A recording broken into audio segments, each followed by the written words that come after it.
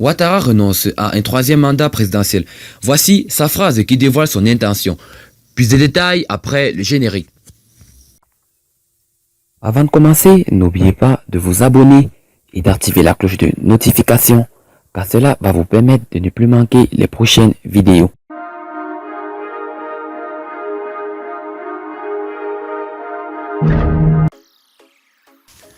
Alassane Ouattara renonce-t-il à son intention de briguer un troisième mandat anticonstitutionnel? À l'occasion de son adresse à la nation du 31 décembre 2019, il a laissé échapper une phrase qui en dit long.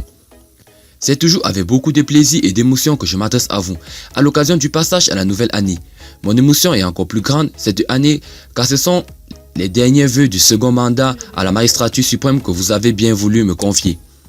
Tel a été l'entame du propos d'Alassane Ouattara à la RTI. Dans son traditionnel message de fin d'année, cette précaution langagière pour un discours qui a été écrit, réécrit et personnellement corrigé par le chef de l'État n'est pas fortuite. Elle renferme des signaux, sinon des messages qu'il a voulu faire passer. En effet, les deux expressions dernier vœu et second mandat sont profondes de sens, surtout l'emploi de second mandat. De fait, l'arrêt communément admise et partagé par l'Académie française est décrit second lorsqu'il n'y a que deux éléments et pas de troisième dans votre énumération. De sorte que si Alassane Ouattara voulait briguer un troisième mandat, il n'aurait pas dit second mais deuxième.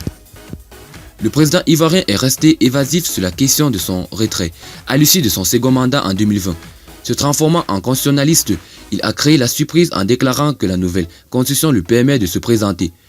Faux lui ont rétorqué nombreux de ses compatriotes, d'autant que la nouvelle constitution dont il est autant le père que le garant avait déjà pris soin de baliser la question de la limitation des mandats présidentiels. Et c'est Cissé Bakongo, son inamovible conseiller juridique, qui s'était fort de l'expliquer. Avec la précision du maître. Interrogé sur la possibilité pour son mentor de briguer un troisième mandat, il a été catégorique, comme d'ailleurs tous les autres rédacteurs désignés par Ouattara. L'article 183 de la Constitution dit que la législation en vigueur de la nouvelle Constitution reste applicable.